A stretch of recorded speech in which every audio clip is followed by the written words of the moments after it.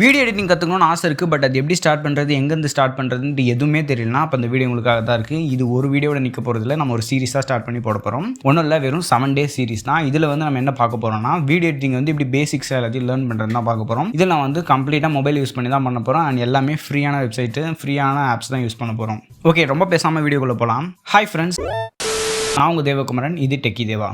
2026 video editing எப்படி start பண்ணுறதுன்னு தெரியாமல் இருக்கீங்கன்னா, உங்களுக்கு முக்கியமாக இருக்கிற பெரிய டவுட்டே வந்து எந்த ஆப்பில் ஸ்டார்ட் பண்ணுறதுங்கிறது தான். நமக்கு வந்து நிறைய ஆப்ஸ் வந்து ப்ளே ஸ்டோரில் அவைலபிளாக இருக்குது. எக்ஸாம்பிளுக்கு இன்ஷாட்டு, கேப்கட்டு, விஎன்னு கேப்கட் வந்து ப்ளே ஸ்டோரில் கிடையாது. பட் நிறைய கிரியேட்டர்ஸ் வந்து சஜஸ்ட் பண்ணிட்டு இருப்பாங்க.